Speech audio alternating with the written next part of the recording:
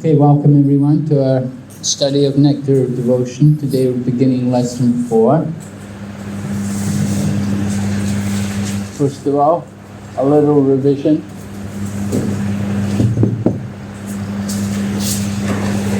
In the last class we spoke about the 6 characteristics of pure devotional service. Remember? 6 characteristics. So, Momo Prabhu, give us one.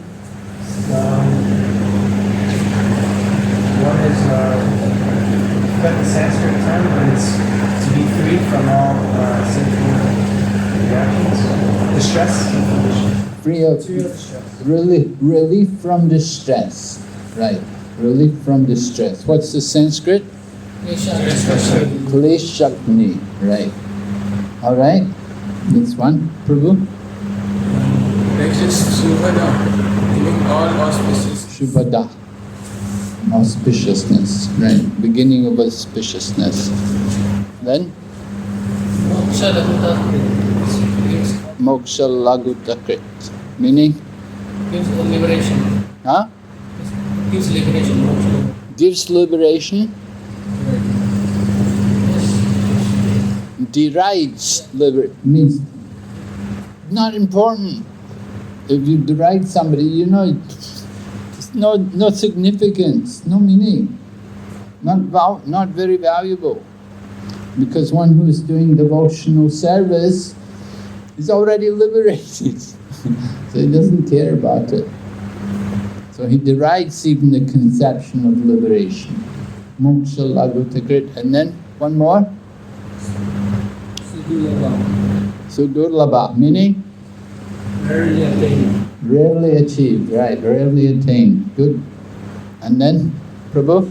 Sandrananda Visheshatma. Sandrananda Visheshatma, meaning? Transcendental pleasure. Puts one in inconceivably great transcendental pleasure. Now the pleasure, there's happiness in each of the, what are the three stages of devotional service? Sadhana, bhakti, bhava bhakti, and right. So I didn't mention in the last class, I should have mentioned here, at what stage do they manifest? At what stage do we get this relief, this relief from distress and beginning of auspiciousness? Huh? That's sadhana bhakti, but what particular stage? Because there's different levels, so remember, there's shraddha, ados shraddha, sadhu sangha, anartha nivriti, bhajana kriya, anartha nivriti, nishtha, ruchi, asakti, bhava, prema.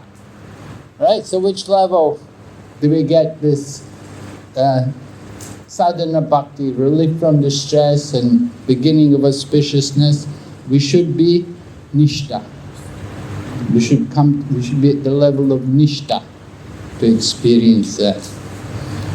And for the other one, moksha lagutakrit and sudurlabha, that is bhava bhakti. So what level do we have to be to get that? We have to be bhava bhakti. We have to be at the level of bhava. We have to be, to get that, to experience those things, we should be at the level of bhava. And then Krishna Karshini and Sandrananda Visheshatma, Prema Bhakti, we have to be at the level of Prem. You have to be on the level of Prema Bhakti to get that, to experience these things. So I didn't mention that in the last class, but you can note that. We find the term Klesh Agni, right? Klesha means distress and Agni means to get free. 4 kinds of effects of sin. 4 kinds of effects of sin. What are the 4 kinds of effects of sin?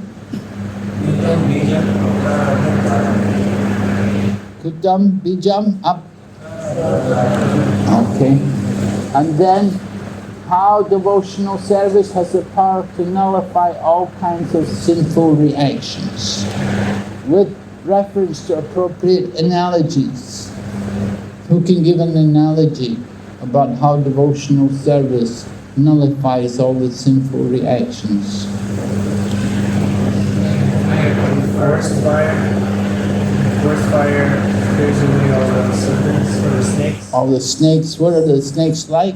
Represent our material desires. Ignorance, right? The ignorance. The root of sinful activities, ignorance. So the forest fire burns the snakes. Any other examples? Sanat Kumar's example, like ropes of The false ego. Yeah.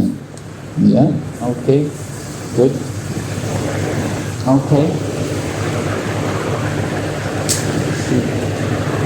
Then why devotional service is the best means of obtaining relief from distress? Remove the desires. Yes. Takes away not only the reactions from our past sins, but it takes away even the desire for sinful activities. Remember, the other processes, they may counteract sinful activities. We spoke about doing prayaschit, doing some atonement. You know, maybe you did some offense, you did something wrong, so I'm going to do prayaschit, I'm going to fast, I'm going to observe Chaturmasya strictly, or I'm going to fast every Ekadasi or something, but it won't take away the desire for sin. But if we do devotional service, then devotional service is so powerful, it takes out the root of desire for sinful activities.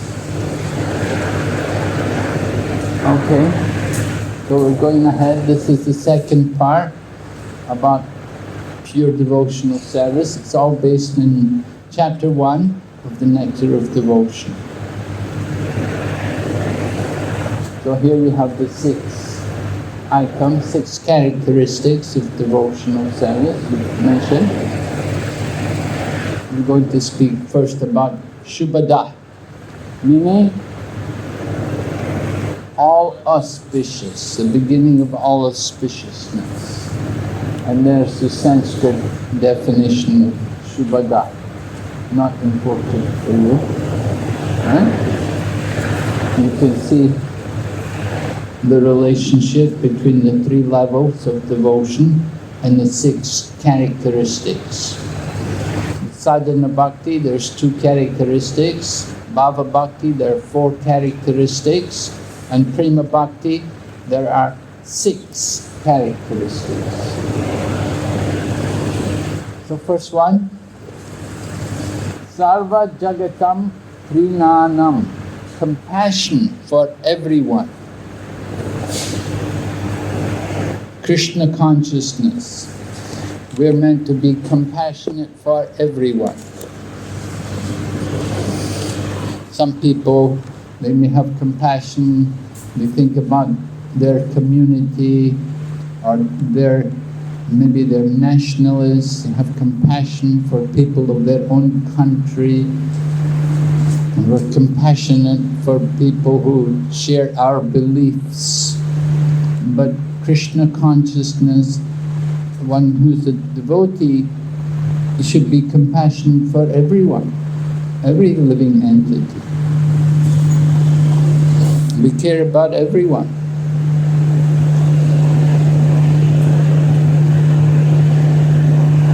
Anuraktaka, attracts everyone.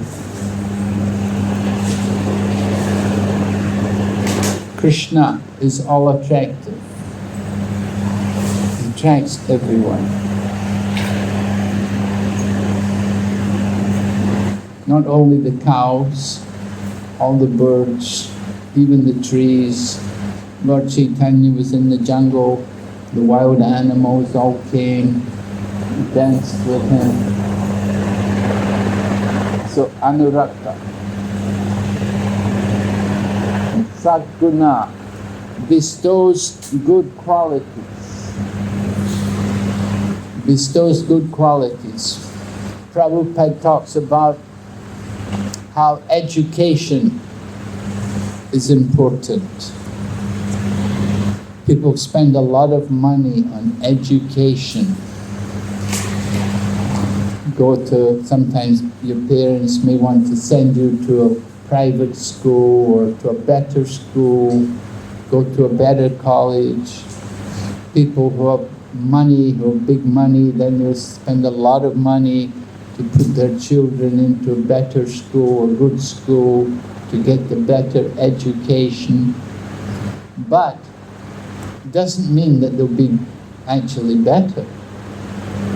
And Prabhupada explains, he said, people join the Krishna consciousness movement, and they join the Krishna consciousness movement, and they all become vegetarian. They give up gambling and intoxication and illicit connection with the other sex.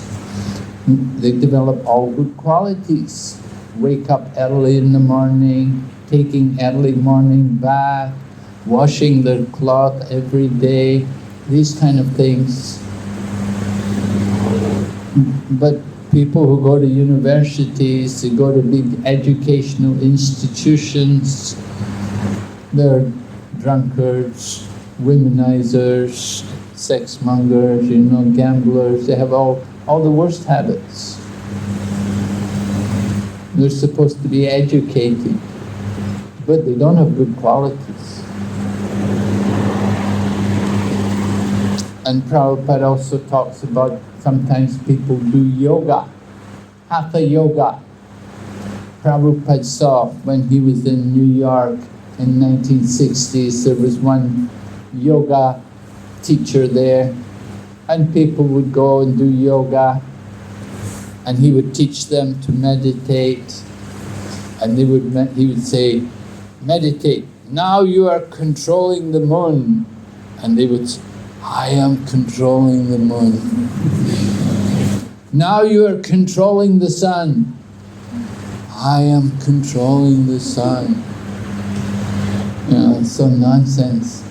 And then after the yoga is over, then they go outside and they smoke cigarettes and they drink beer, and they, no standards at all.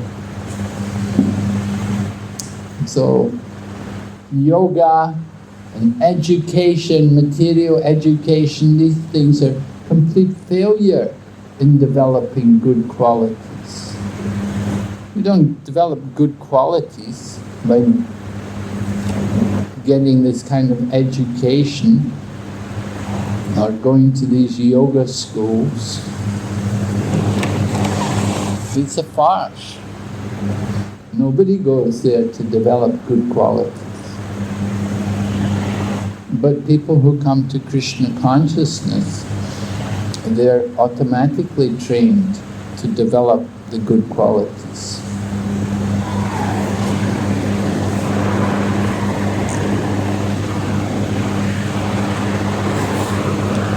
Okay, so then Sukham bestows superior happiness. Everyone wants happiness. So, happiness of devotional service is so much greater than the happiness of sense gratification. Why? It's temporary. Temporary. Yeah, happiness of sense gratification is very temporary, right? Did you experience temporary pleasures? Have you? Huh? I used to wake up late in the morning. It's like sense gratification. Really? Yeah. And now? After I came to Mayapur, I tried to change my habit. Okay. So I woke up in the morning. Good. You get up in time for the 10:30 class, right? Get up by 10 o'clock. Come for the 10:30 class. So, yeah, material happiness is very temporary, very flickering. Supala sukha, alright? That's the happiness of the material world. But Krishna consciousness is eternal happiness. And our happiness is in relationship to Krishna, Krishna's service. The happiness of the material world is all based on the body, temporary. So these are the different items of why devotional service, sadhana bhakti, is the beginning of all auspiciousness. If something is actually Shubhada, then they have to show compassion for everyone. Rupa Goswami does not reject anybody. Who can become a devotee? Can anybody become a devotee? Well, not for lazy people and not for crazy people. Right? Lazies and crazies are not wanted. But still we can give them mercy. We can give them prasada. They can come and have some prasada.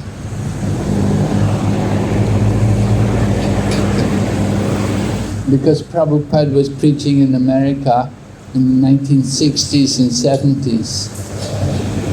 So even in that time, it must be much worse now, but even at that time there were so many crazy people.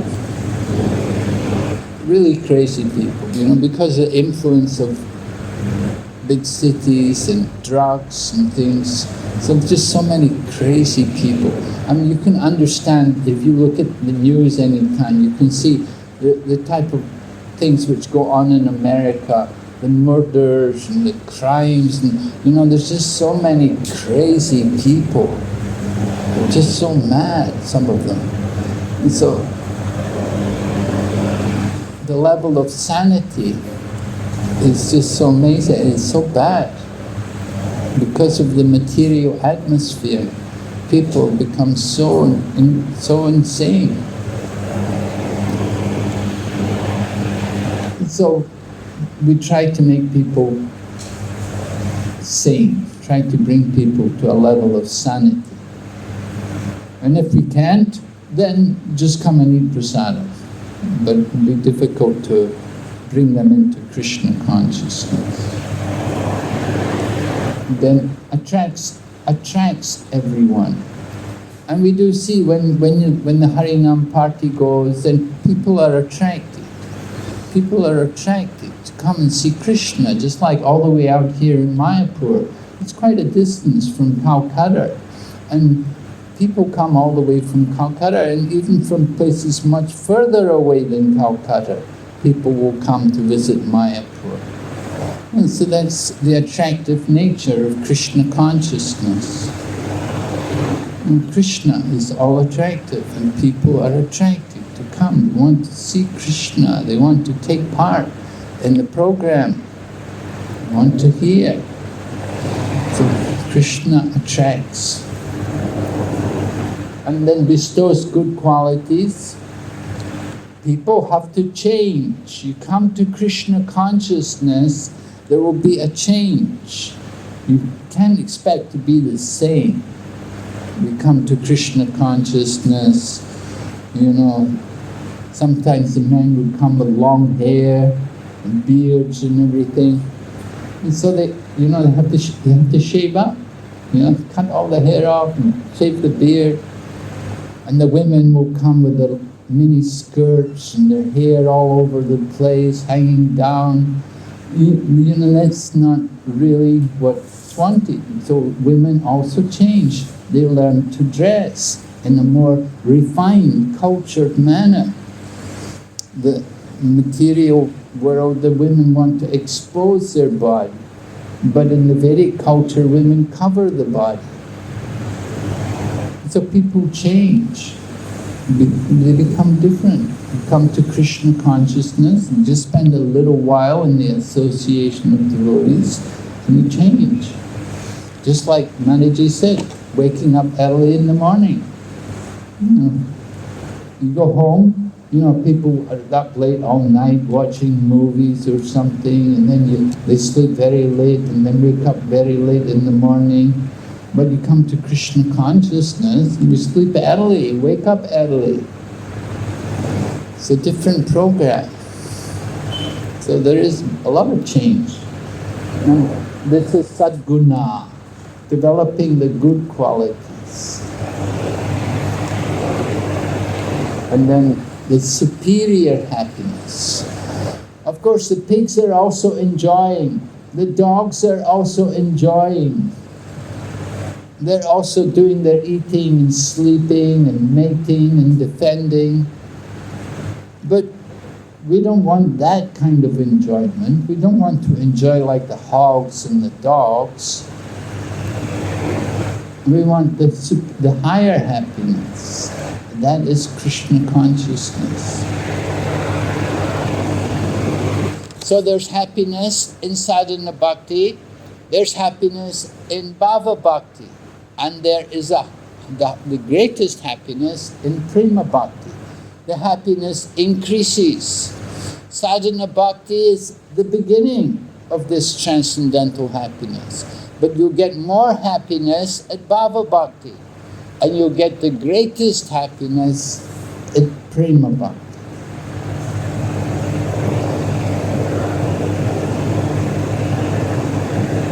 Alright?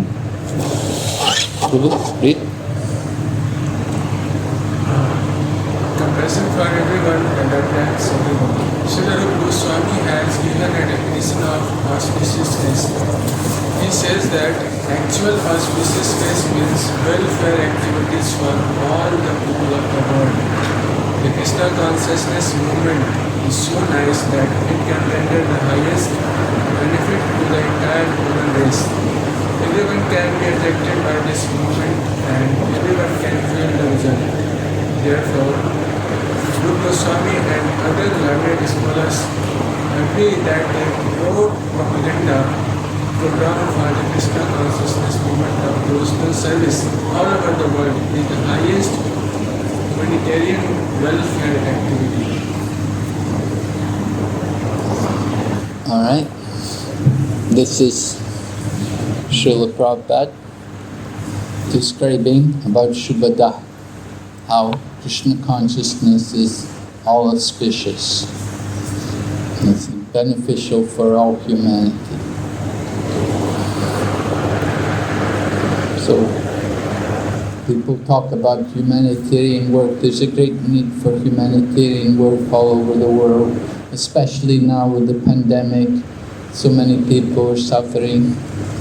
And so devotees in different parts of the world are also trying to contribute, trying to do something to help people. Just like in Mayapur, they go out regularly, isn't it?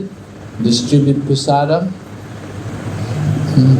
Different parts of the world, devotees are trying to do something to help.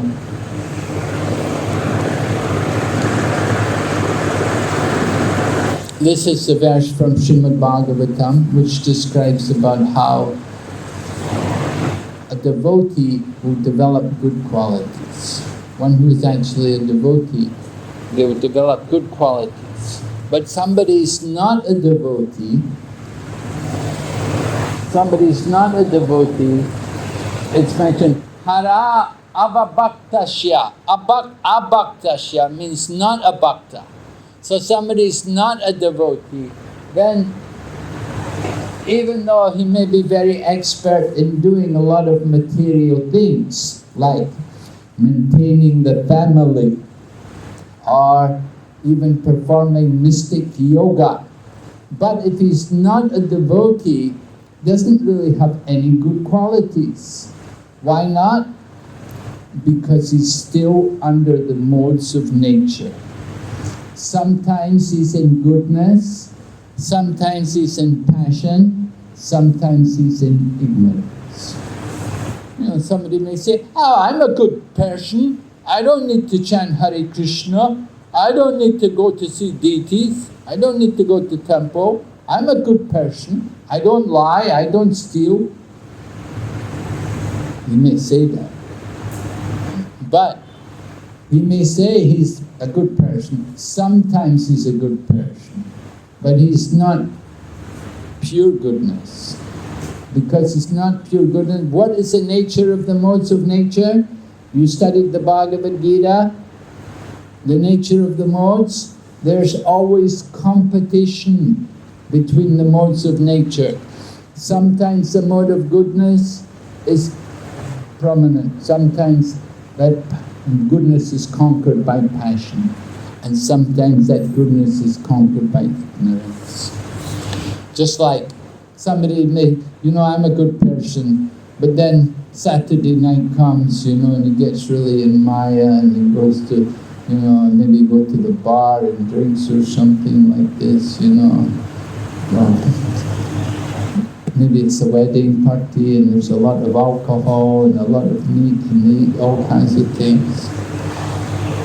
So a lot of ignorance comes also, even though a person is saying, I'm a good person. People generally think, everyone thinks, I'm a good person. Even the guy who's really bad, he's thinking, I'm a good person. There was one person, he was a mass murderer. And his mother was saying, he was such a nice boy. Because the mother always thinks the son is very nice, But he was a mass murderer. Okay, so here's the translation. Who can read for us? Prabhu. Guna produces good qualities. All the demigods and their exalted qualities such as religion, knowledge, renunciation become manifest in the body of one who has developed undivided devotion for the Supreme or possibility. On the other hand, the person devoid of devotional service and engaged in medical activities has no good qualities. Even if he is adept at the practice of mystic yoga or the honest endeavor of maintaining his family and relatives, he must be driven by his own mental speculations and must engage in the service of the Lord's external energy. How can there be any good quality in such a thing? So someone's a devotee, they have all the good qualities of the demigods. We may say, oh, I should worship, who will we worship? Mother Saraswati. She'll make me a good student or a good dancer, something. Right? Mother Saraswati, you worship. But if you worship Vishnu, Krishna, then you get the blessings of all the demigods. All the demigods will bestow their good qualities on the person who is a devotee of the Supreme Lord. Right? Because you're worshipping Krishna or Vishnu. He is the root. And all the demigods, what are they? The leaves and the branches, right? So you get the blessings of all the demigods by worshipping Krishna. You just have to worship Krishna and you get everything you want. And then one who is not a devotee, one who is an abhakta, who is not a devotee, has no good qualities. No good quality. He may be good at mystic yoga or maintaining his family and relatives, but he's driven by his own mental speculations, and he's serving Krishna's external energy, serving the Maya. Sometimes he's in goodness, sometimes passion, sometimes. But one who is a devotee, the actual devotee, then they're free of the modes of nature. They're above the modes, right? From Bhagavad Gita, remember the verse? One who engages in my devotional service, they transcend the modes of nature. Come to the level of Brahman, right? So one who is a devotee has all the good qualities. And somebody's not a devotee, no good qualities. Two kinds of people, the devotee and the demon.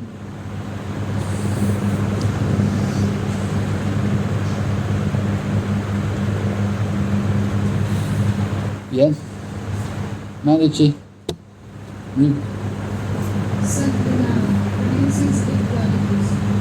Krishna conscious God, even if he is not very well educated by the university standard, can immediately get on all illicit sex like gambling, meat eating, and intoxication. Whereas those who are not in Krishna consciousness, although very highly educated, are often drunkards, meat eaters, sex smokers, and gamblers.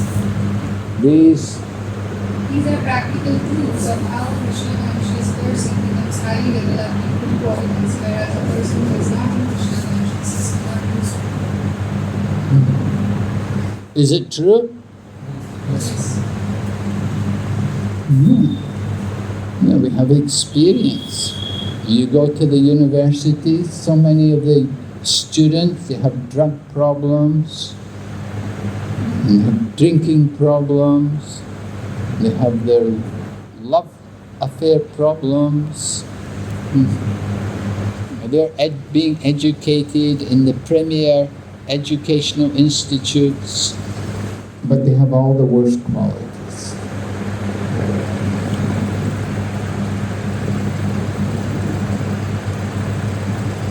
Then, regarding happiness, the Krishna consciousness,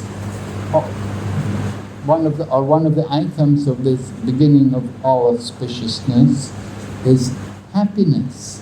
The Sukham bestows superior happiness. Happiness derived from pure devotion is the highest. One reason because it is eternal, as you said, right? That's one reason. Mayavadi sannyasis, they go to the material platform again. The Mayavadi sannyasis, they may renounce the material world and they come to the level of Brahman. They say the world is not real, they give up the world and they go away from the world, but then after some time then they come back to the world. They come back and engage in some material activities. Because they don't have any practical engagement on the spiritual platform. They don't know what are spiritual activities. They think stop all activities. So they don't understand that there are material activities and spiritual activities.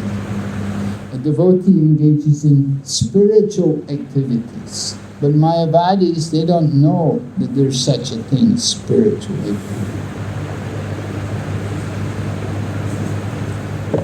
And there's no difference between mystic perfection and material perfection.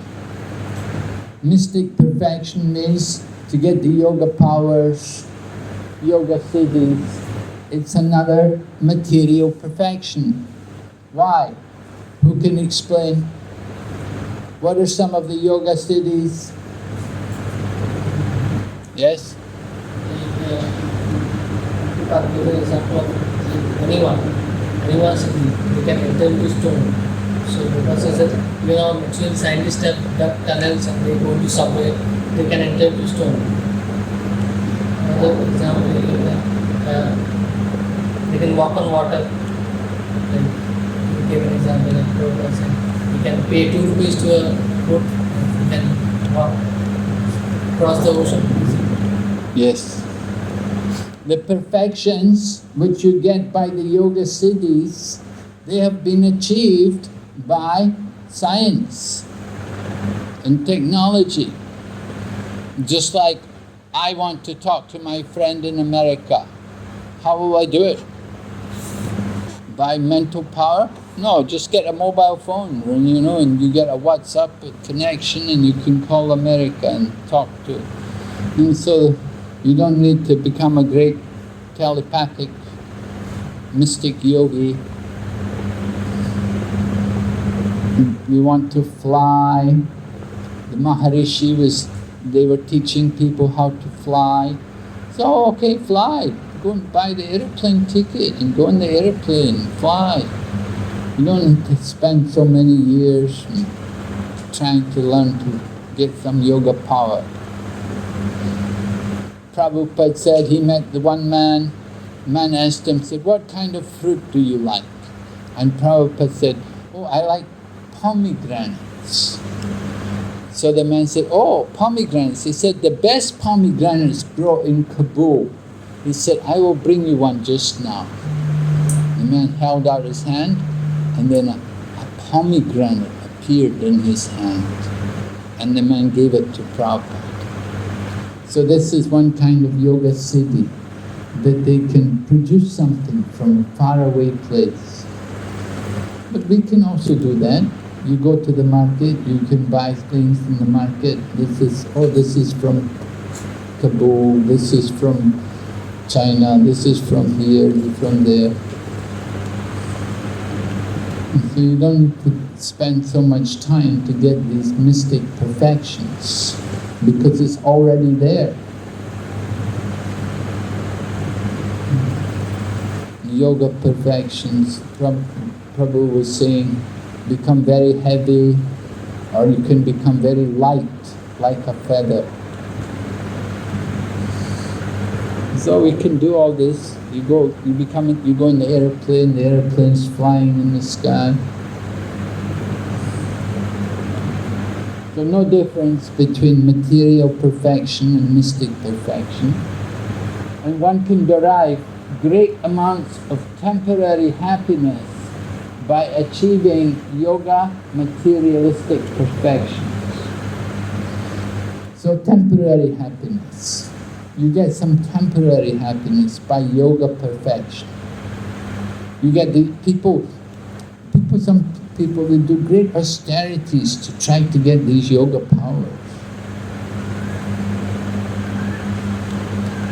Right? In China they have a thing called Qigong. Remember the Qigong people? They all want to get some power. They wanted to have the yoga power to control people. So this has been there for thousands of years. In India also, they have the yoga powers, the yoga siddhis. People want to get these perfections. And if they can get that power, then they can control other people's minds. They become powerful. And so some kind of happiness is there for them to get this kind of power. Oh, sorry. Wait.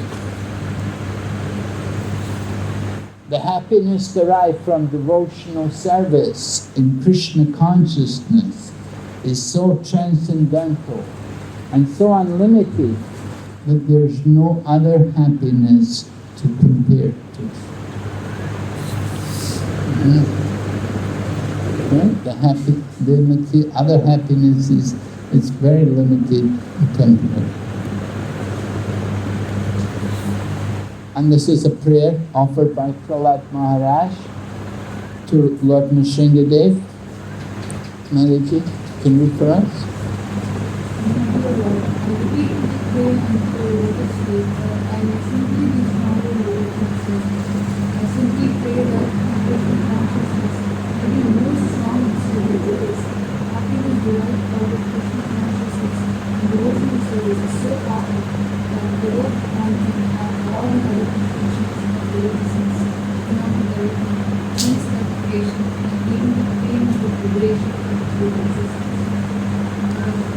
Right?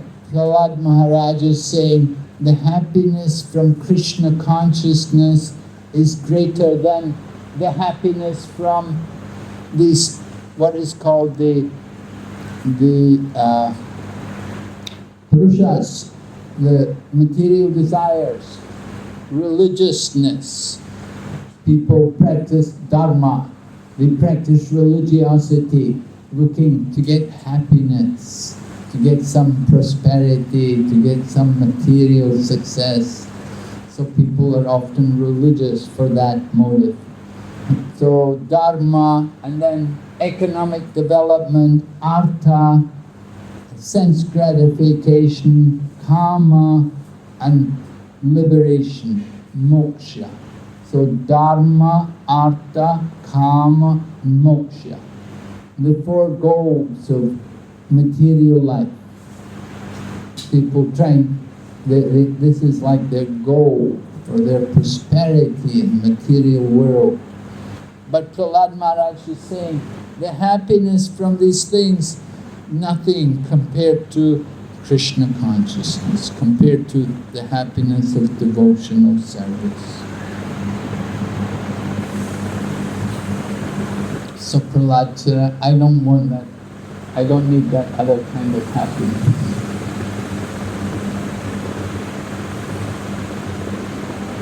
Well, he's saying one can have all the other perfection. You get everything, If you become Krishna conscious, then all of these other things are included in Krishna consciousness.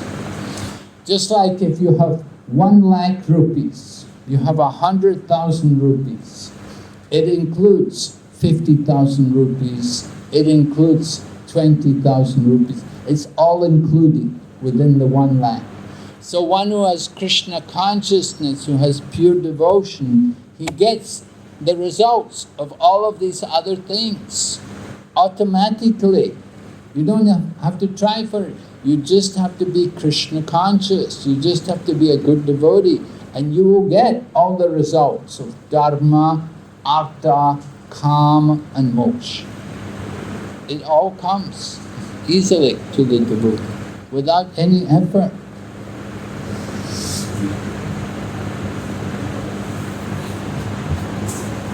Bestows superior happiness.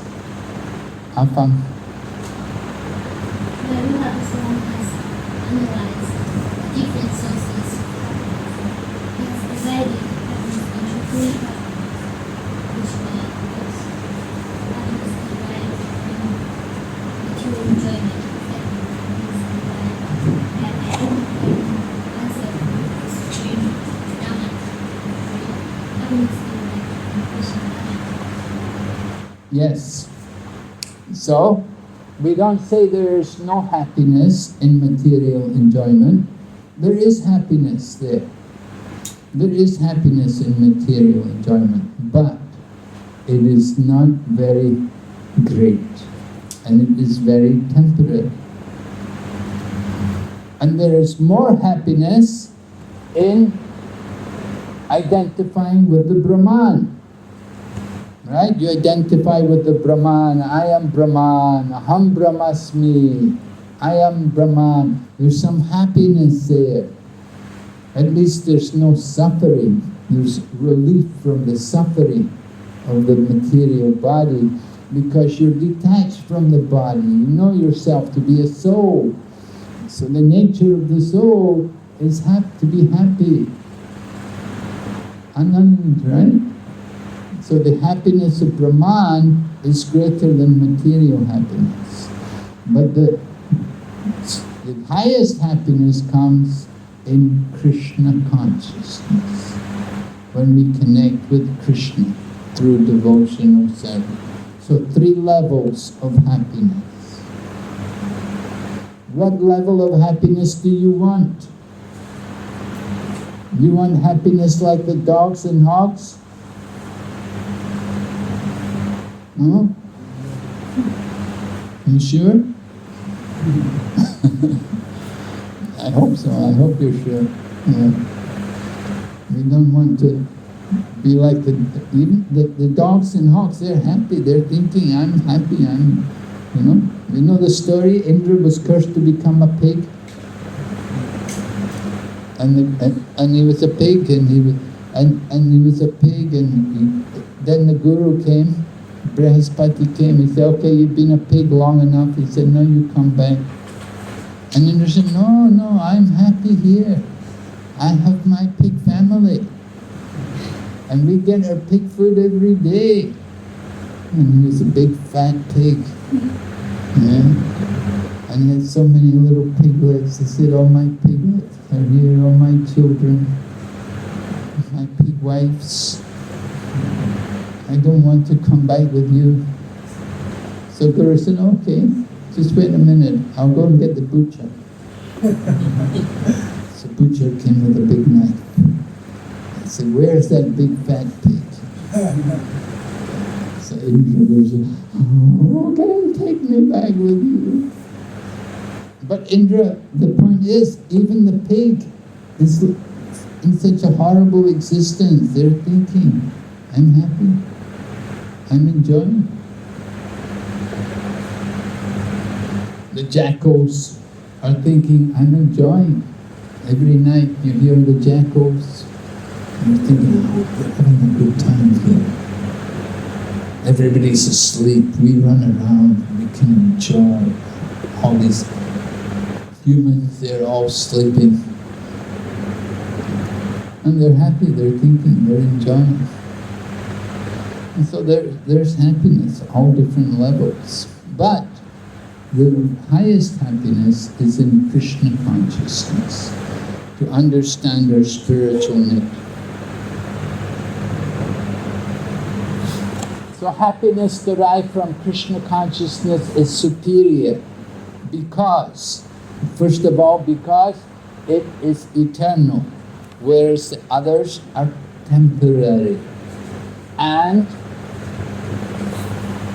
it includes and excels the pleasure found in other types of happiness.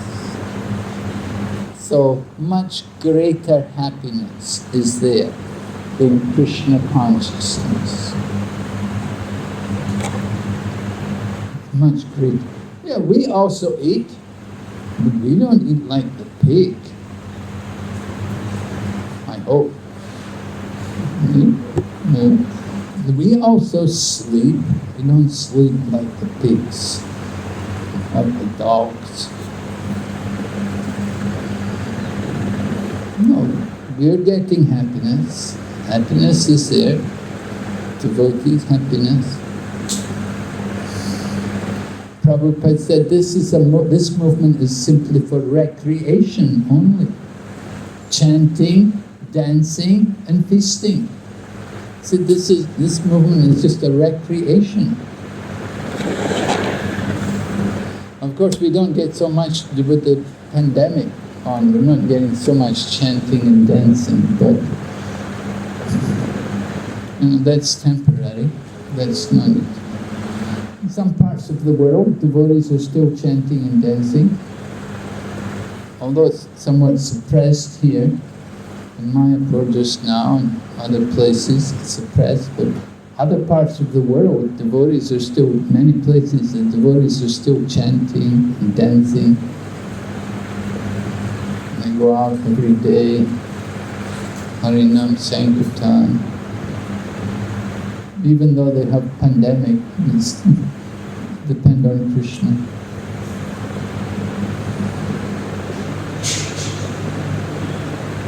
Okay, now moksha laguta krit.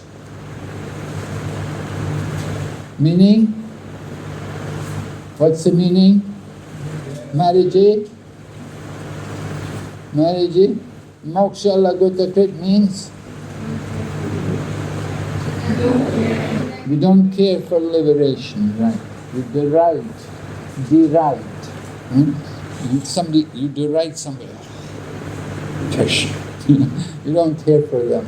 Yeah, you're not interested in them. So those in pure devotional service, remember this nectar of devotion is all about pure devotional service. So those in pure devotional service, they deride even the conception of liberation.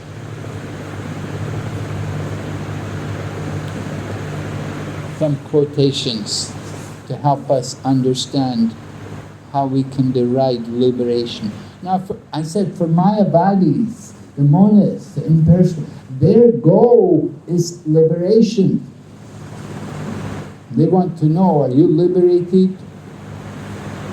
When Lord Chaitanya was in Benares, all the Mayavadi sannyasis were there, and when they saw Lord Chaitanya, Lord Chaitanya went to the program in the Brahmana's house, and Lord Chaitanya displayed an effulgence. His body became very effulgent, and all the Mayavadi sannyasis thought, oh, he's already got liberation.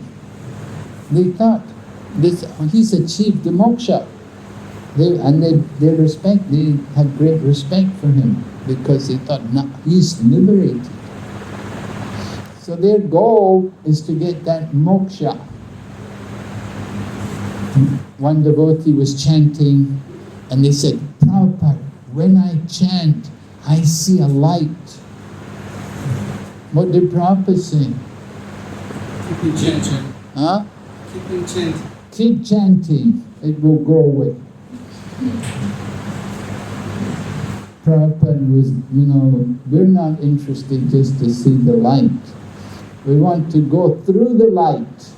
When you study the Ishopanishad, you read in the Ishopanishad, Haranmayena patrena satyasya pihitam mukam satyam tusana pavano satya dharmaya dristate. Meaning is that we go through the light and we will see the effulgence. We don't want to just see the effulgence, we want to see the form where the effulgence is coming from. Your real face is covered by your dazzling effulgence. Kindly remove that effulgence and exhibit yourself to your pure devotee.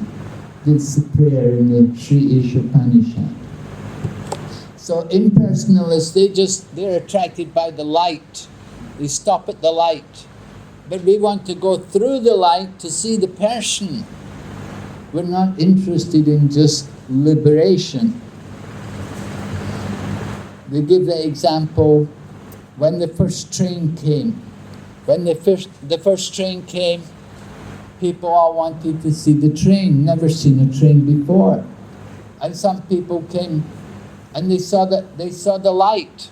They just simply saw light in the distance and they thought, oh, that's a train. And they went home. They just simply saw the light on the front of the train. You know, it was dark at night and they put the light on the front of the train. So the people, they saw the light on the front of the... Oh, that's a train. And they all went home. They thought the train was a light. But other people, they waited, they saw the train come in the station and they saw the actual train. You know the story of the blind man? Massaged the elephant. Anren Mosham. You know? Right? The man is holding the leg of the elephant. What's it like? Like a tree, yeah? The leg of it. I said, what's it like? It's like a tree. A man is at the side of the elephant. What's it like? A wall. Someone's got the tail like a broom. Someone who's got that tusk. What's it like? Yeah. And somebody's got that big trunk of the elephant like a pipe or something. Yeah? So, are they wrong? No, they're right, but they're only describing one part of the elephant. You have to put all the parts together to get the description of the elephant. So the same way, Brahman is one part of the Absolute Truth. And Paramatma is another part of the Absolute Truth. But the full realization of the Absolute Truth is... Yes, Bhagavan, right? Bhagavan. So there's Brahman, Paramatma, and Bhagavan, right? Three, remember there's confidential truth, more confidential, and most confidential. Did you study that in Bhagavad Gita? Yes. Yeah. So, confidential knowledge, knowledge of Brahman. More confidential knowledge, knowledge of Paramatma. Most confidential knowledge. So, deride the conception of liberation. Because liberation means only brings you to the level of Brahman. Devotees not so much anxious to just come to the level of Brahman. Right? Ordinary people are very excited with the concept of Mahasabha, where they only see that you will not with the cosmos and they will be liberated. And, so they don't give the destination and they just say that you will merge with the cosmos. Merge with the cosmos. Yes. So what to say, they ask us that is liberation. Well, this cosmos is temporary. So what's going to happen when this cosmos is destroyed at the end of the... And when it comes time for the annihilation, the life of Brahma is over, then there's the annihilation of the cosmos. So what's going to happen to all the living entities who are merged? And you're going to merge in the cosmos What are you going to do there? What are you going to do merged in the cosmos? Is there going to be any activity there? Are you going to have any relationship there? Are you going to be very happy there? The yogis say that you'll be happy, but you don't know. They're thinking their happiness is very short. Be happy there for, at least there's no suffering. No suffering there, but there's no real happiness. They do not know what is real happiness. So that happiness of becoming one with the cosmos, that is it's temporary. And it denies the nature of the soul, because the nature of the soul, as described in the Bhagavad Gita, is that nobody can be idle, not even for a moment. All men are forced to act helplessly due to the impulses born of the modes of nature. The nature of our soul is to be active, and the nature of our soul is to enjoy relationships and to enjoy variety. You know, we'll put you in a room and we'll leave you in the room all on your own, right? And in the room there's nothing, right? You're going to be in that room, nothing. And nobody's going to bother you, nobody's going to speak to you, you know. You may think, oh, very nice, nobody will, I won't argue with anybody, I won't have any hang-ups, I won't have any problems. How long will you be happy in that room, on your own? Nobody to talk to, you won't know what to do, you're just going to be there, and you can just chant, Aham Brahmasmi, I'm not the body, I'm one with the universe, I am the universe. You won't stay there long. You'll be saying, let me out, let me out. So the same way people may get that kind of liberation, enter into the universe, they become one with the universe. They can become one for some time, they won't stay there forever. Because the nature of the soul is to be active, and we do want relationships. We do want variety. But if you deny these things, it's artificial.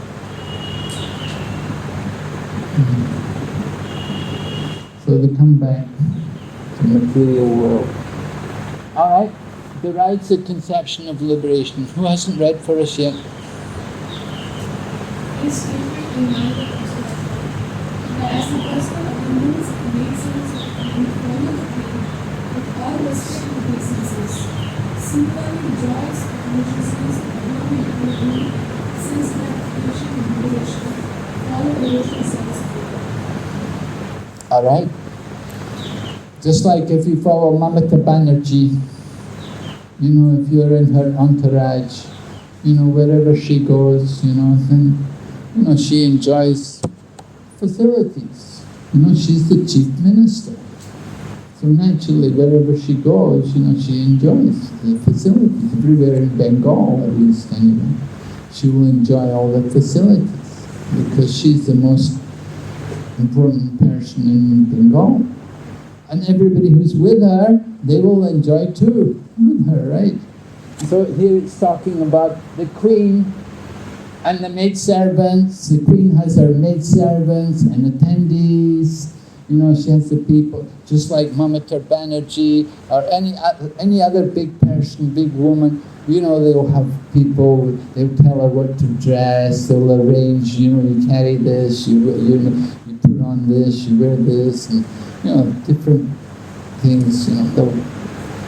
So it's mentioned here, the queen and all of her maidservants, they enjoy all the joys, all the pleasures. Again mentions religion, economic development, sense gratification and liberation. The goals of life, the Purusha Arthas, the 4 goals of life: religiosity, economic development, sense gratification and liberation. This is the Vedic culture. So you get all of these things. They follow devotional service. It's all included. We don't have to worry about being religious. We don't have to worry about economic development. And we don't have to think about sense gratification or liberation. These things are naturally arranged for anyone who is a devotee.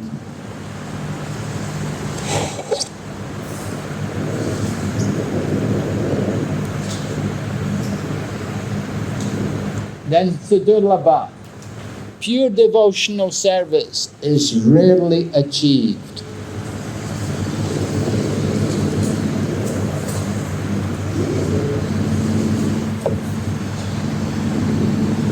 Right? Who's going to read? Who hasn't read? Did you read yet? Yeah? Did you read? Okay, back to the man. Momo. Cannot be achieved by one's own efforts. In the preliminary phase of the spiritual life, there are different kinds of austerities, penances, and similar processes for obtaining self-realization. But all such endeavors can hardly offer any devotional service to the Lord, not even if one tries to thwart by such processes after many, many thousands of words. So there are different kinds of austerities and penances for self-realization. We want to become self-realized. You can do it different ways. But these different things which you may do, the austerities and the penances, these different things, this is not devotional service.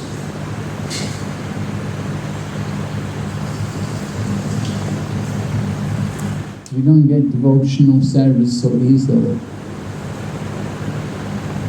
It's devotional service is rare, right? Remember Bhagavad Gita? Out of thousands among men, how many are endeavoring for perfection? Huh? Very few. Very few. And of those who have achieved perfection, hardly one knows Krishna in truth. Right? Which chapter in the Bhagavad Gita? Krishna rarely awards it. Krishna rarely awards devotional service. Why? Why do you think he rarely awards it? Yeah? Because he's born with a devotion. Yes. Yeah, Krishna becomes controlled by his devotee. Krishna becomes conquered by the love of his devotee. He, Krishna, rarely agrees to offer a soul devotional service because by devotional service, the Lord himself becomes purchased by the devotee. Can you give an example where Krishna became purchased by his devotee?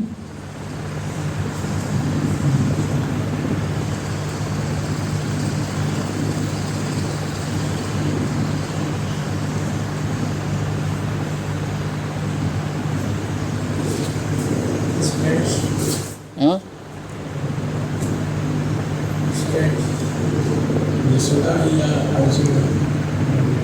What? No. Tell more. Speak more. What do you mean? Yashoda Maya Arjuna. What did Yashoda Maya and Arjuna? She was able to bind Krishna with his love. Yashoda Maya was able to bind up Krishna with her rope because she had pure love. Yes, and?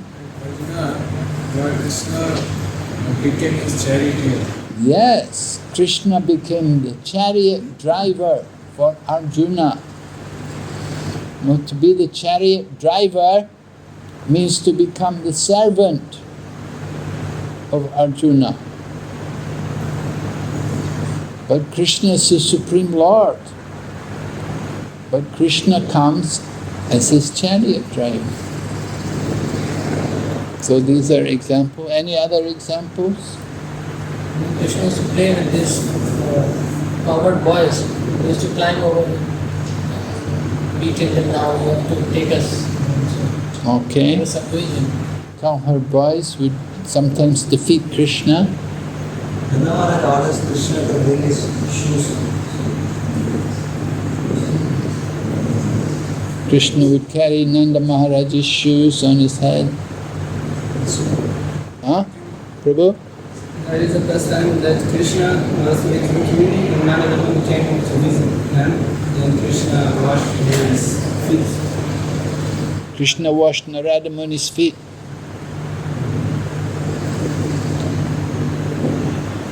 Krishna also became messenger for Maharaj Yudhisthira. Before the battle of Kurukshetra, they wanted to try to prevent the battle. They thought it's not good, the fighting, so many people are going to die. Let's try make a last attempt to get peace. So Krishna came with the letter and he brought it to Dhritarashtra, and they're appealing to Dhritarashtra, let's settle this up without having a war. But Duryodhana was there, and Duryodhana was saying, no, we have to have war, we have to fight. And then when Krishna was trying to leave, Duryodhana tried to capture Krishna. He tried to arrest Krishna, but that time Krishna then took his universal form. So Duryodhana couldn't capture Krishna. But Krishna took that, he became the messenger on behalf of Maharaj Yudhisthira. He took the message there. So these are some examples how Krishna takes care of his devotee. Krishna is always concerned for his devotee. We know he became the sari for Draupadi. And then that time Durvasa Muni came there to Draupadi's place. When they'd all taken food, Krishna had to come running, and Krishna had to be given some little turmeric leaf, tamarind leaf from the rice, and Krishna took that little leaf and Krishna felt satisfied, and then Durvasa Muni and all of his disciples, they were also satisfied. So many ways Krishna was obliged to his devotees. So Krishna does not give that pure devotion to everyone. So, can we not get pure devotion very easily? Or do you think, where do we get devotion from? Huh? From the devotee, yes. That Krishna's devotee is more merciful than Krishna. Prabhupada is giving all of us devotion. We want devotion, you get devotion from the devotee. One who is a devotee, they will have bhakti. So, please give me some of your bhakti. Right? We want bhakti, get it from the devotee. If there is somebody that's in that state of pure love for God, then they fall down because of illusion, is Krishna still obliged to be purchased by that devotee, by that fallen devotee? Do we go after him eternally? Yeah. Actually, devotee, they may fall down, but they won't fall down for long. Just like Bharat Maharaj, there was this one Bharat Maharaj, he had renounced everything and he'd gone to the mountains, and somehow he became attached to a deer, and then he forgot his practice and he was just taking care of the deer, and he fell down the cliff and died, and he became a deer in his next life. But he remembered his previous life. So he could remember his previous life, that he'd been a great king and he'd renounced everything to go to the Himalayas, and then he'd become careless and he forgot about his spiritual practice and he got attached to an animal, a deer, to take the body of a deer for one lifetime. So he was very careful after that. So Krishna arranges.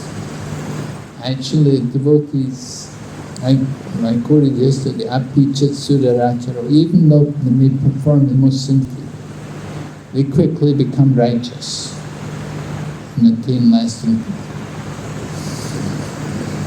Right? Krishna purifies them.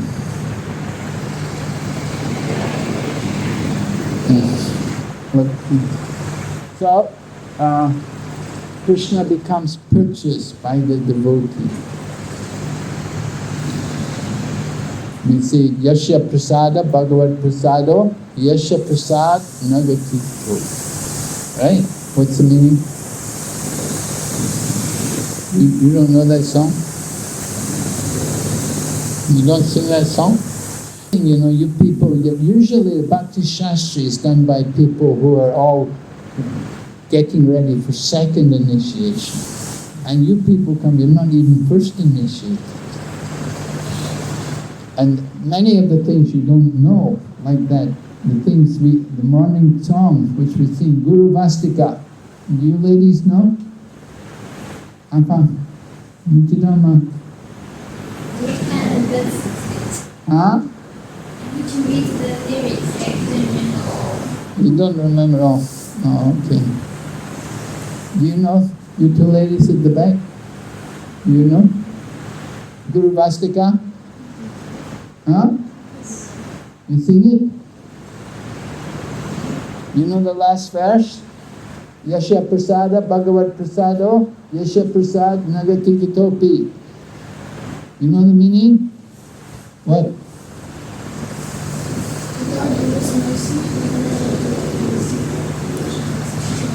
Right. Yes, by the mercy of the spiritual master, you get the mercy of Krishna. Without the mercy of the spiritual master, you won't get the mercy of Krishna. There will only be havoc on the path of. So you should always remember the spiritual master 3 times a day of obeisance. So, spiritual master is more merciful than Krishna. He gives the mercy of Krishna. Krishna rarely gives pure devotion. Because Krishna, why I want to have so much trouble, I have to go and take care of all these people, I have to provide for all them, take care of them all, look after them. But Krishna's devotee, he makes arrangements. He gives the mercy of Krishna. So it's an important point. Bhava Bhakti.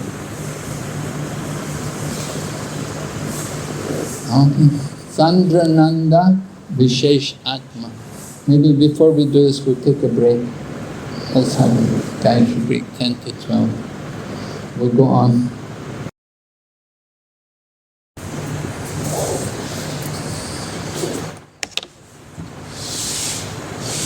Yagna, the devotees have to write an open book essay? Huh? Huh? 2 questions to you. 2? Yeah. Oh. Can I pick them? Any of these questions in here?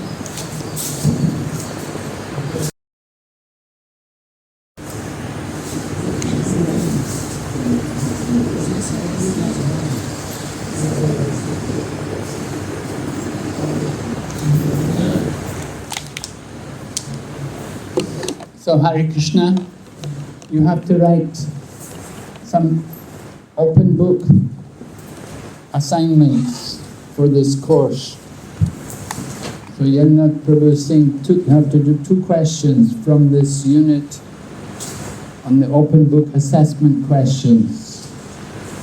Right? Did you write essays for the Bhagavad Gita? Yes. Yeah? Did you like that? So you can do the first question. Question number 1. In your own words, explain the definition of pure devotional service with reference to the Swarupa and Takasta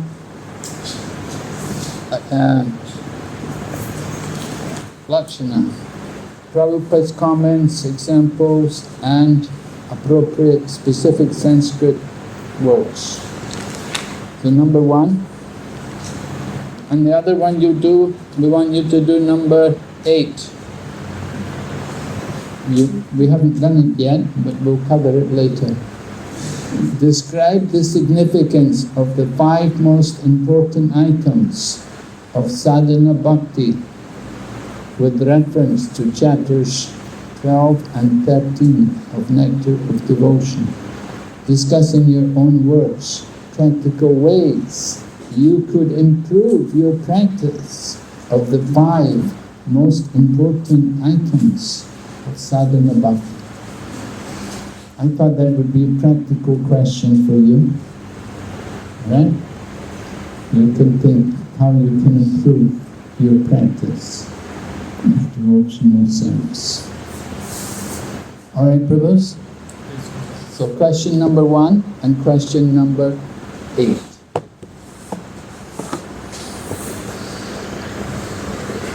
Alright, so Sandra Nandana Visheshatma puts one in transcendental pleasure.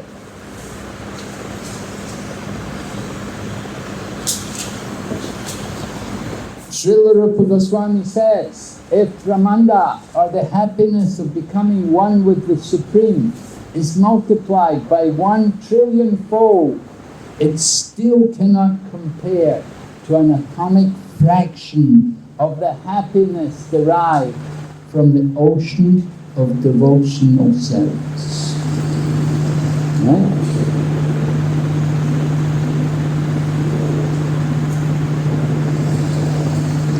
So the happiness of becoming one, you were talking about this, right?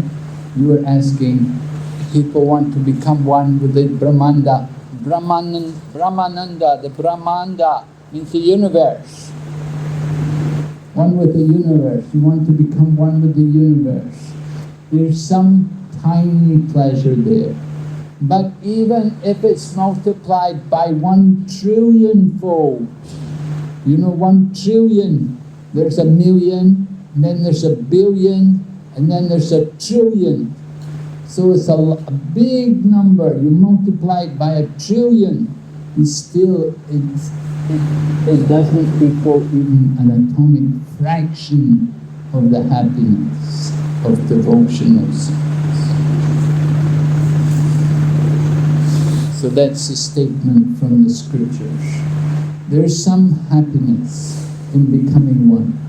At least there's no suffering anymore. But the real happiness, actual happiness, the pleasure, is very insignificant.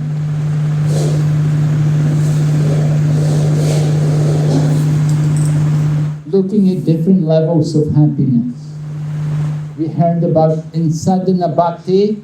In sadhana bhakti, there is shubhada. Shubhada, there's some happiness there. Superior to happiness of sense gratification or liberation. So some happiness is there in sadhana bhakti. Then moksha laguta krit, bhava bhakti. Speaking about bhava bhakti now. So a more advanced devotee, he's not just a sadhana bhakta, he's a bhava bhakta. Minimizes the value of sense gratification or liberation. Minimizes the value of sense gratification. Very, very insignificant. No meaning.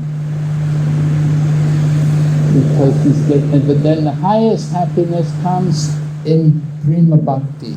Sandrananda Vishesh Atma.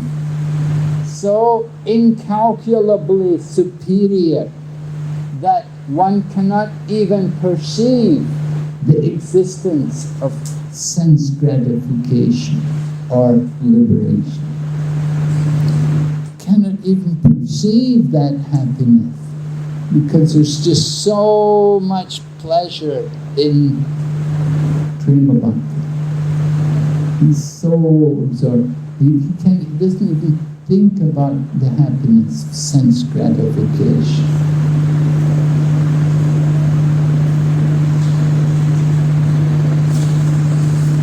So that is the highest happiness. Did you send the notes to everybody? Yagna? Did you send the outlines? No? Today you send, okay. So Yagna Prabhu is going to send all of you to your emails the outlines for each of these classes, and you'll see all of this. It's all mentioned in the outlines. Okay, so the happiness is so much greater in Prema Bhakti. There's happiness in Sadhana Bhakti, there's greater happiness in Bhava Bhakti, and the greatest happiness comes in Prema Bhakti. Right? Now we're going to speak about Sri Krishna Karshini, the only means to attract Krishna. Krishna is known as, what's Krishna's another name for Krishna? Huh? Yeah, but Madan is Cupid, right? And Krishna is Madan Mohan, meaning? Huh? We are controlled by Cupid, right? Cupid fires his arrow in you. You're finished. Right? But Krishna, he is, the Cupid is Mohan, right? And Krishna is called Madan Mohan, meaning one who, huh? One who, yeah, he can attract Cupid. He can conquer Cupid. He conquers Cupid. Cupid conquers us, but Krishna conquers Cupid. But what's Radharani called? Madan Mohan Mohini, meaning? Huh? Conqueror of Krishna. One who can attract Krishna, yes. Yes? Madan Mohan Mohini. She is the conqueror of Cupid. So, Srimati Radharani represents the Ladini Shakti, the pleasure potency of Lord Krishna. So she is the manifestation of Krishna's internal potency. And it is Radharani who can attract Krishna. If we want to please Krishna, if we want to get the mercy of Krishna, then people in Vrindavan, they go through Radharani. They will all approach Srimati Radharani. And Prabhupada said, if Radharani will introduce you to Krishna, then certainly Krishna will accept you. So that's one way to approach Krishna. You go through Srimati Radharani. And if she will introduce you to, if she will tell Krishna, this is a very nice devotee, then Krishna will think, oh, really? Krishna will take notice. So, you need to get the mercy of Srimati Radharani. Prabhupada's father would always ask the guests who came to his house, said, please bless my son to be a to get the blessings of Radharani. That Radharani will bless him. Please bless my son that he will get the blessings of Radharani. So, attracts Krishna. Prabhu? To perform devotional service means to follow in the footsteps of Radharani. The devotees in Vrindavan put themselves under the care of Radharani in order to achieve perfection in their devotional service. So, being directly under the control of the internal potency of Krishna, devotional service attracts even Krishna himself. Yeah, devotional service attracts Krishna. Krishna is all attractive, but he's attracted to devotional service. And the personification of devotional service is Srimati Radharani. The great souls, the Mahatmas, are under the protection of the divine energy. Mahatmanas tumam parta devim prakritim ashrita. Right? The great souls, they're under the protection of the divine energy. The divine energy, this is Krishna's internal potency. Mahatmas are under the protection of the divine energy because they're fully engaged in devotional service. So when we are engaged in devotional service, then Krishna is very eager to protect that devotee, to take care of that devotee. So all the devotees in Vrindavan, they put themselves under the care of Srimati Radharani. And they follow the gopis. Gopi Bhartu Pada Kamala Das Anu Das. Right? Anu Das. So the devotee thinks himself to be the servant of the servant of the servant of the gopis of Braja. Right? Before we go on the altar to offer arti, we have to recite a prayer to purify ourselves, to put ourselves into the proper consciousness to worship the Lord. And the prayer is that I am not a Brahman or a Kshatriya or a Vaishya or a Sudra. And I am not a Brahmachari or a Grihastha or a Vanaprastha or a Sannyas. But I am what? I am simply the servant of the servant, many times the servant of that one Supreme Lord who is fulfilling all the desires of the gopis of Braja. So Gopi Bhartu follow in the footsteps of the gopis. Chaitanya Mahaprabhu has that mood, and all the followers of Chaitanya Mahaprabhu, they follow in the footsteps of the gopis. And the chief of the gopis is Srimati Radharani. So devotees pray like that to Radharani. And that attracts Krishna. Yeah?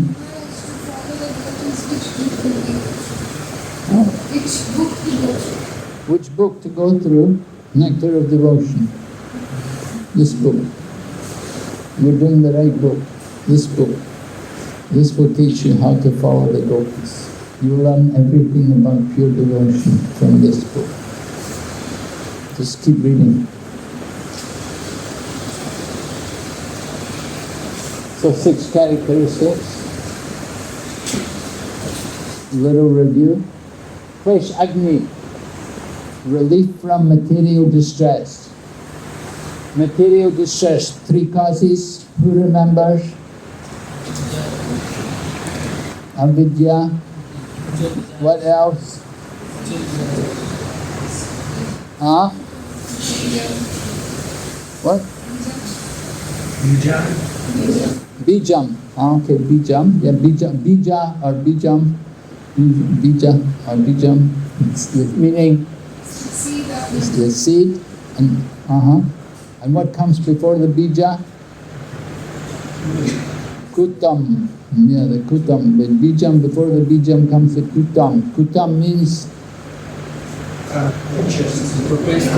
Yeah, the proclivity, the interest in something. Yeah. So, three causes: papam, bijam, and avidya. Right? These are the three causes of distress. Avidya, the root cause, and then material desires. Avidya, and then ignorance means avidya. So ignorance, material desires, and then sinful activities.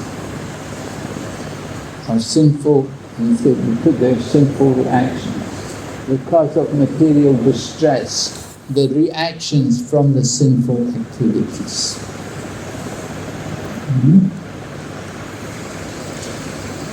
And then Shubhada, all auspicious, 4 qualities.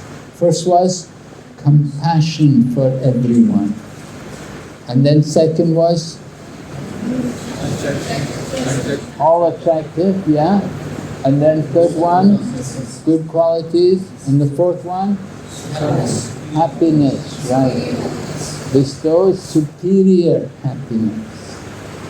Then moksha lagutakrit, derives the concept of liberation.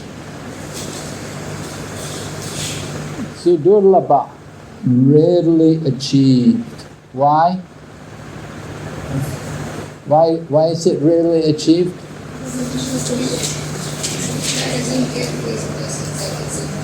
Huh? Krishna isn't accepting that easily. Why? He's a sweet first we have to take. He's a master's lessons. Why so difficult to get Krishna's mercy? Because he becomes purchased by Yes, because he becomes purchased by the devotee. You want to be purchased by someone? Would you like to be purchased like an animal by someone, you know? I purchased you, you belong to me now.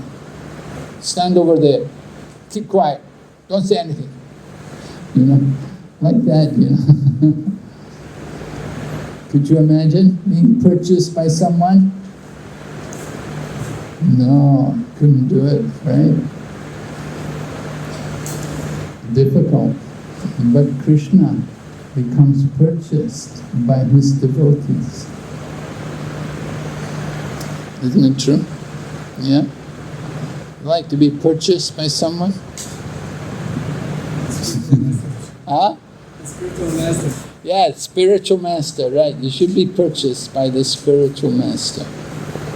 Should be. We should think of ourselves like that. I'm the sold out animal of the spiritual master. So, anyway, so durlabha, rarely achieved. Cannot be achieved by our own efforts. And secondly, Krishna rarely awards it. Then Sandrananda Vishesh Atma, inconceivably, incalculably condensed bliss. So this, you know, condensed, just like condensed milk, you know, condensed milk, very thick, you know, creamy milk. So this is condensed bliss. It's not just bliss, it's condensed bliss. So very special, the highest pleasure. And then Sri Krishna Karshini only means to attract Krishna because under the control of the internal potency of Krishna. So Krishna's internal potency, the spiritual potency, under Krishna's control.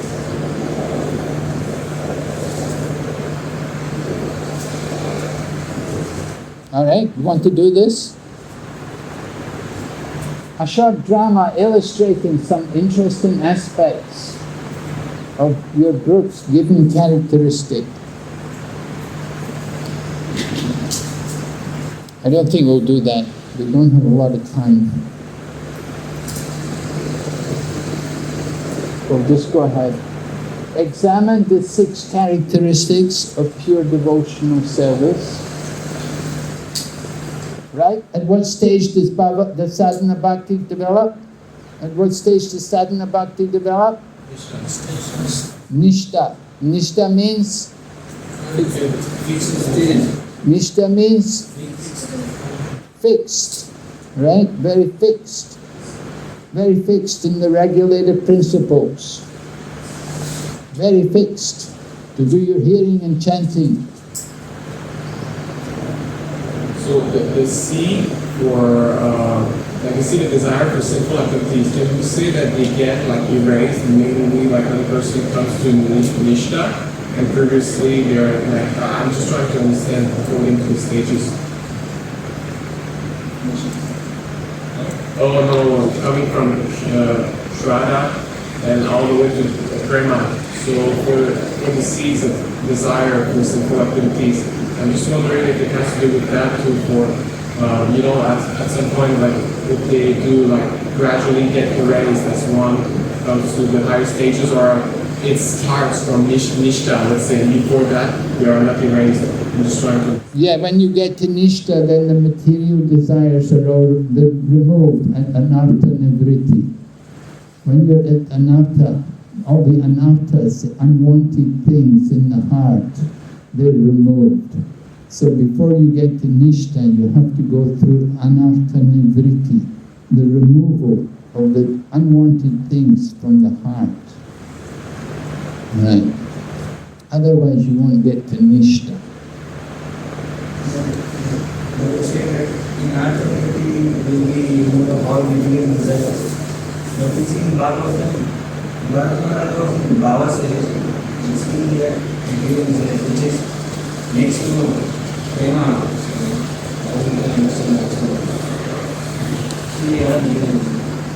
Yeah, he was at Baba stage, but somehow he left the Baba stage. He got involved with the deer, right? Because he didn't have association. He didn't have association with devotees to help him, to protect him. So he got into trouble. So even at the Baba stage, there can be some fall, there's some possibility of fall down that can happen, even though you may come to that Baba stage. But generally, once we get to the stage of Nishta, then the anarthas are very, very much less. Practically, they're all gone. But still, something may be there, some trace of something. And must have been something there in Bharat Maharaj. So, he got difficulty. Is it a completely linear thing? Like, for example, somebody is in Nishta, and they don't have proper, they don't maintain proper association, and they go back and forth. Is it that once they reach Nishta, no one will get Who? If someone is in Nishta, Uh-huh. but they're not able to maintain association, they might slip. But is it that one can go back and forth? Well, yes, I mean, it's always possible, because they're at Nishta. It doesn't mean they're completely free. You have to take care. You still have to take care not to deviate from the regulated principles and from the path of bhakti. So just coming to Nishta doesn't mean that you're completely free of everything. You have to be cautious, because Krishna's energy, Maya, is very subtle.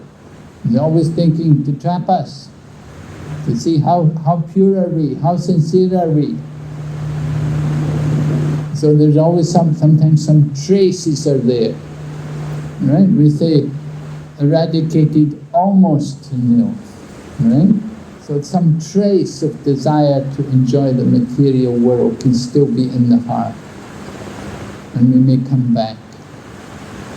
So one has to be cautious in the path of just coming to Nishta. You're steady, but you still have to go on.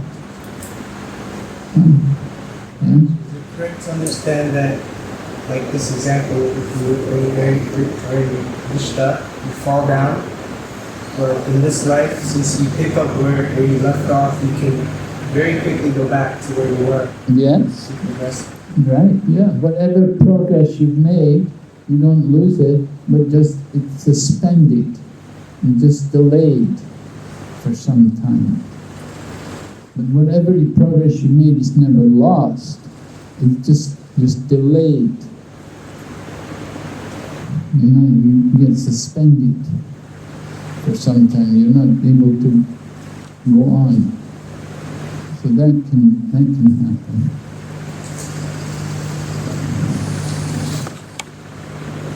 Okay, so and at what stage does one develop Bhava Bhakti? At the stage of Bhava. What stage does one develop Prema Bhakti? The stage of Prema. Mood and mission. Discuss how the Krishna consciousness movement performs the highest welfare activity. How does it do that?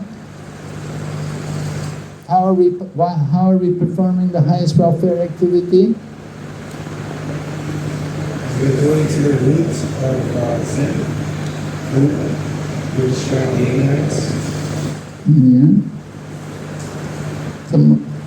We're not doing welfare activity for the body, but ultimately we are saying the soul to not take birth again. Yeah, but this is in relation to Prabhupada's mood and mission. We're thinking more about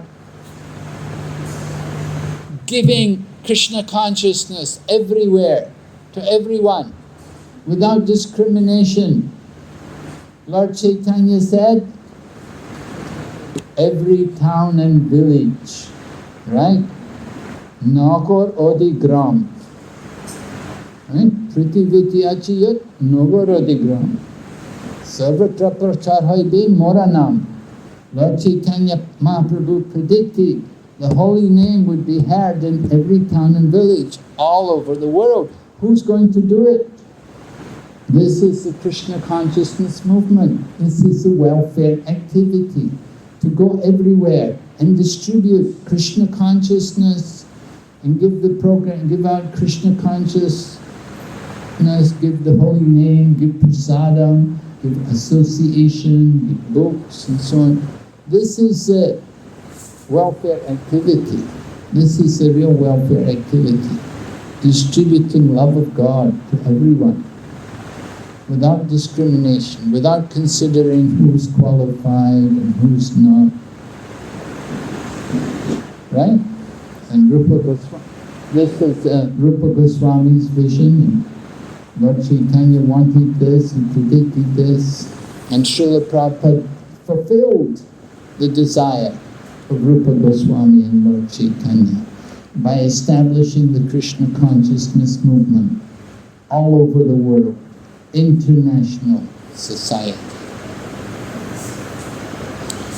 Right? Concluding quote. He remained with those royal brothers, being attracted by their devotion, by their friendship, and by their love. Talking about Lord Krishna and his relationship with the Pandavas. That is a proof of how great this process of devotional service is. It can attract even the Supreme Personality of Godhead. God is great, but devotional service is greater than God because it attracts Him. People who are not in devotional service can never understand what great value there is in rendering service to the Lord.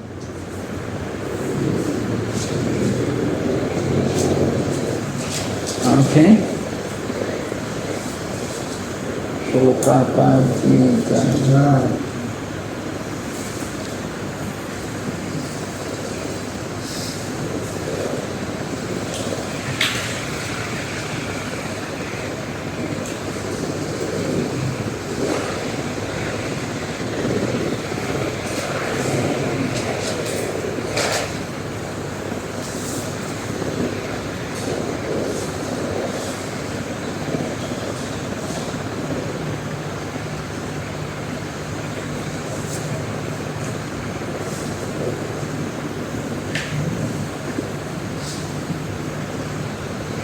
Okay, we'll go ahead. We've got more time. We'll do a bit more because there's 11 lessons and we only have so many days. So I'll try to put this next lesson in. It will help us a bit, save time. So that was lesson 4.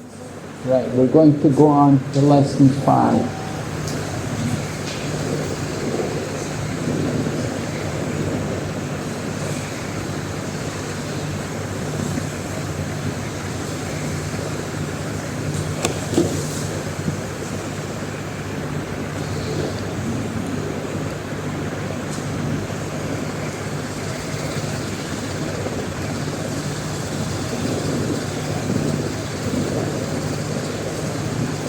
There are sometimes mistakes in the book.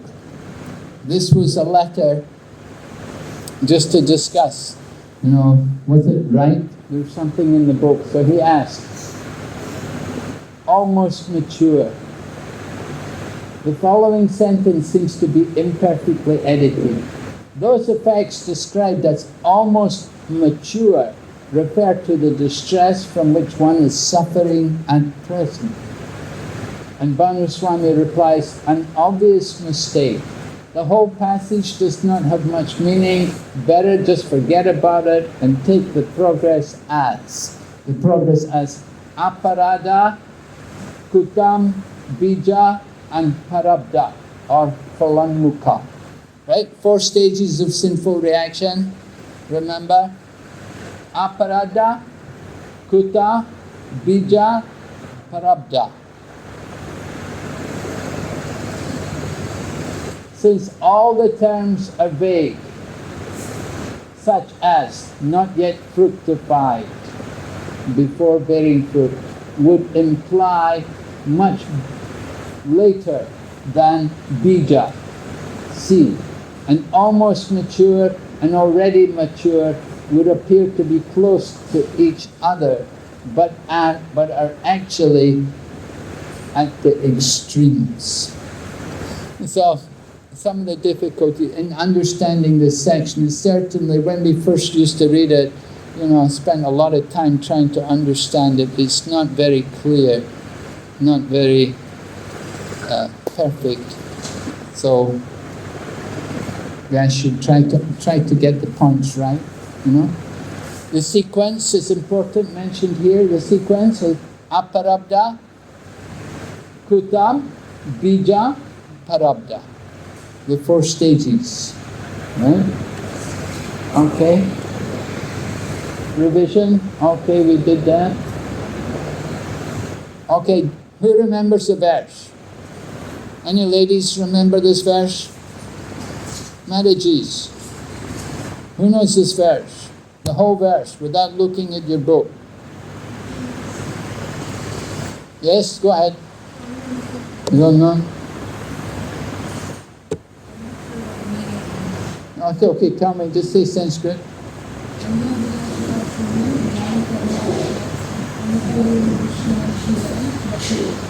Okay, very good. Thank you. Yes? You also know? No? You know? Say.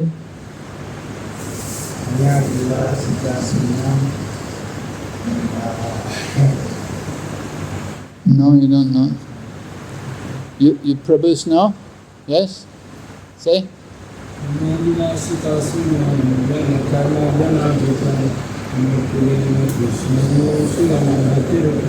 Okay. Prabhu, at the back? No? Yes, you know. I know you know. Okay. Right? Everyone say it together. Anya Bilasita Sunyam. Jnana Karma Janavritam. Anoko Yena Krishna no. Shilanam Bhaktir Uttama. Translation. When first-class devotional service develops, one must be devoid of all material desires, knowledge obtained by monastic philosophy and fruitive action, the devotee must constantly serve Krishna favorably as Krishna desires. Right? Remember the definition, pure devotional service? Anukuyena means favorable. Right? Krishna, everything in relation to Krishna. And then Anushilanam, right, okay. Cultivation of service. Right? Here's the other verse. Do you know this verse? Huh? Go ahead.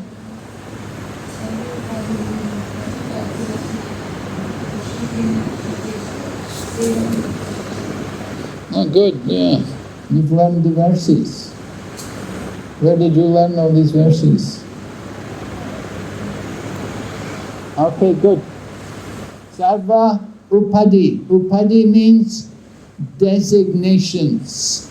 Sarva means all. So Sarva Upadi Vinirmukta. Give up all designations. Right? We don't designate ourselves. Brahmachari, Grihastha, Sannyasi, like that. It's upadis. We give up these. We said, Lord Chaitanya said, I am not. I'm none of these things. I am simply servant of the servant of the servant. So sarvapadi vinirmuktam tat paratvena nirmalam rishikesha sevanam bhakti ruchite. So bhakti or devotional service means engaging all one's senses in the service of the Lord. The master of all the senses, right? Krishna is Rishikena. Oh no, Krishna is Rishikesha. And Rishikena means the purified senses. So Krishna is Rishikesh. Kesha. Rishikesha. Isha. Esha. Isha. Rishikesha. The master of all the senses. And Rishikena, purified senses. And when the spirit soul renders service unto the Supreme, two side effects. One is freed from all material designations, freed from all the upadis, and one's senses are purified simply by employed in the service of the Lord. Right? Sarvapadi vinirmuktam. Chant Sarvapadi vinirmuktam. Sarvapadi vinirmuktam. Tatparadvena nirmalam. Tatparadvena nirmalam. Rishikena rishikesha. Rishikena rishikesha. Sevanam bhakti ruchate. Sevanam bhakti ruchate. Okay, these are two of the 4 memorization verses in the Nectar of Devotion. There are 4 verses to be memorized. We're revising 2 of the verses.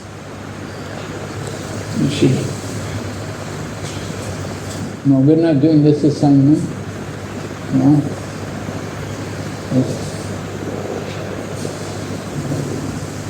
Lesson 5, Sadhana Bhakti.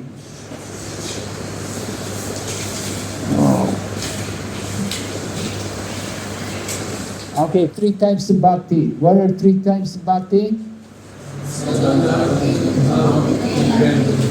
Okay, good. You've got that.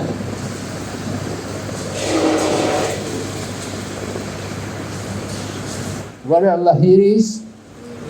Waves, right. So Bhagavad Bhakti Veda, varieties of devotional service. The first section, the northern part of the ocean. Remember, the ocean's in north, south, east, west, and we're looking at the Purva Vibhag. So began with the introduction in chapter 1 is the general description, and then chapters 2 to 16 are discussing sadhana bhakti. Then chapter 17 and 18 bhava bhakti, and then chapter 19 prema bhakti. So we're going to go on here, chapter 2. This is beginning the sadhana bhakti, the practice of sadhana bhakti.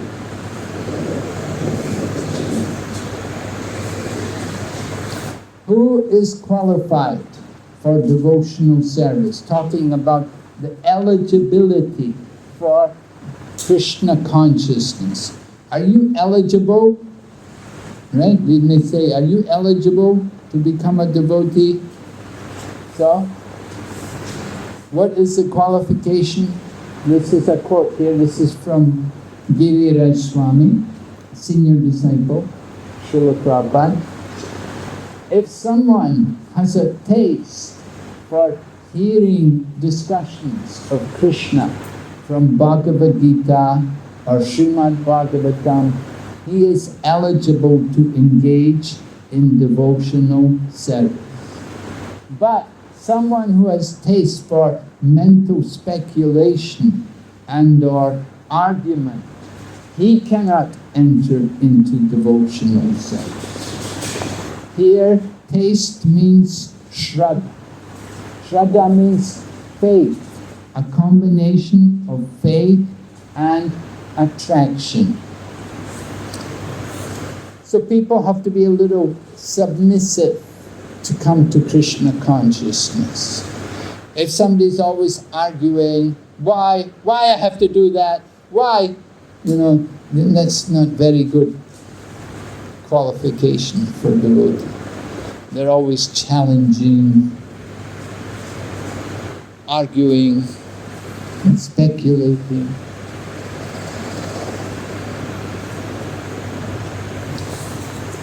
So, who is qualified? The reasoning may appear to be circular. One requires to begin devotional service,